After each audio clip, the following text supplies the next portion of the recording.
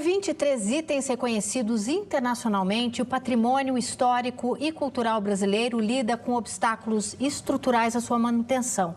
Entre os principais entraves estão a carência orçamentária, falhas no monitoramento, limitações administrativas locais e a exposição a riscos imprevistos.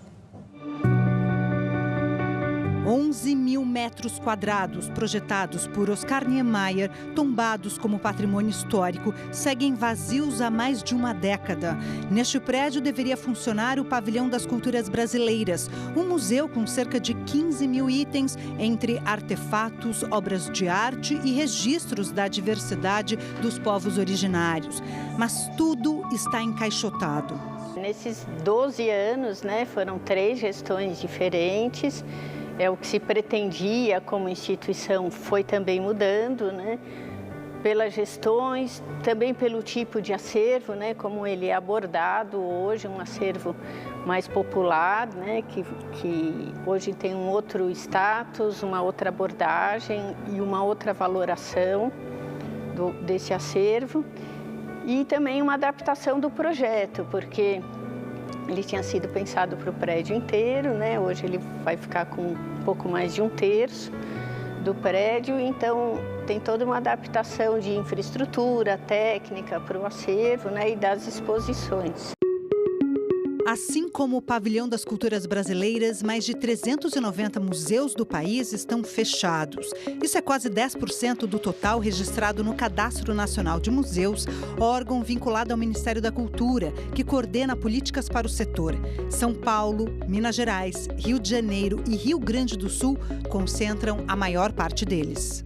De uma forma geral, a preservação dos museus é uma responsabilidade compartilhada, em que pese existem museus de esferas diferenciadas, Museus federais, museus estaduais, museus municipais, museus privados, então cada um se adequa de acordo com sua esfera jurídica administrativa. Do recorte dos museus federais, e aqui pegando o recorte dos 31 museus que o IBRAM agencia, cabe a nós, o poder público, o Estado, garantir, formular e executar políticas públicas estruturantes, que garanta a manutenção, garanta o financiamento, garanta que esse recurso tenha a capacidade de conservação, de segurança do patrimônio e promover também toda essa relação com os públicos visitantes, Incêndios, desabamentos, cupim, agressões de toda sorte recaem sobre o patrimônio cultural do país.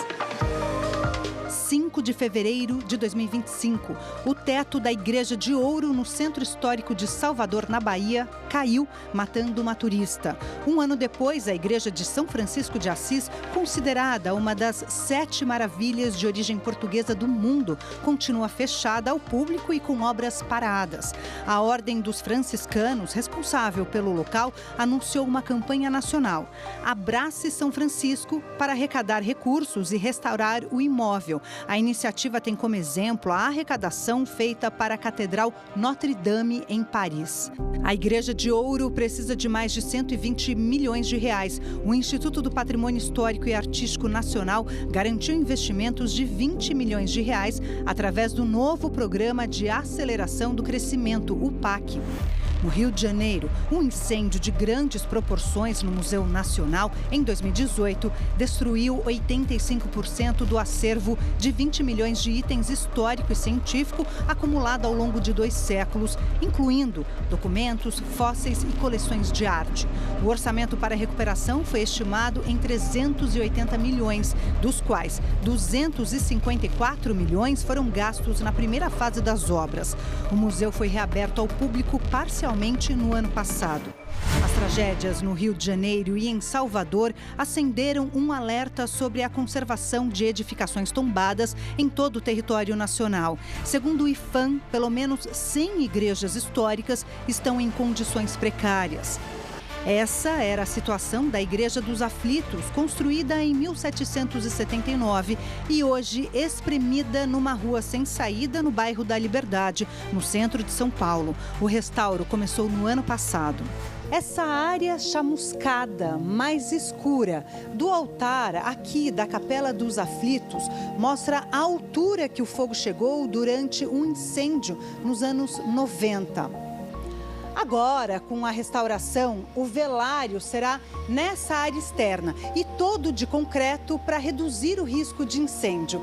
Aqui também foram encontradas ossadas de pessoas com objetos usados em rituais africanos. E o que nós fizemos foi uma luta muito grande, junto a várias instituições do poder público e privado, e com o poder público, através de um PROAC, de um programa de fomento do governo do estado, nós conseguimos uma verba de 2 milhões para que se começasse o restauro, mas não era suficiente. Então, a Prefeitura de São Paulo fez também um aporte de 1.200.000.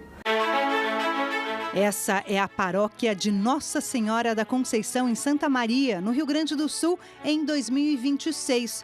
E essas são imagens do dia da inauguração da mesma igreja em 1910. O registro foi do cineasta alemão Eduardo Hirtz. O filme é o mais antigo do Brasil, uma relíquia guardada aqui na Cinemateca Brasileira, na cidade de São Paulo, que nos últimos anos tem uma história com um enredo que mistura terror, filme catástrofe e um final feliz. Maior acervo da produção audiovisual da América Latina, a Cinemateca é um patrimônio cultural que enfrentou alagamentos, incêndios e foi fechada por 2 anos. Com um conjunto de mais de 1 milhão de documentos e filmes, a instituição desempenha um papel central na memória e na história da 7ª arte brasileira.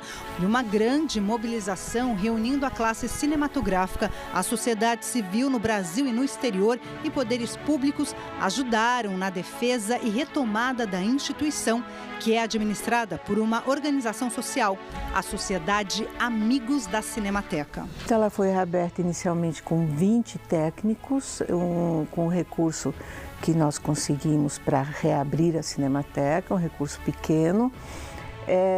20 técnicos entraram e começaram a abrir as gavetas, como a gente diz, para ver o que estava acontecendo. A gente pensa muito nos museus como esses representantes do passado, mas na verdade é um passado que está em construção no presente, porque a gente está revendo o nosso passado o tempo todo, e que ele só faz sentido porque a gente está acionando essas memórias desse passado para construir novos futuros, futuros em que a gente, a partir dessa construção coletiva de memória e identidade, a gente acredita que é o melhor para toda a população.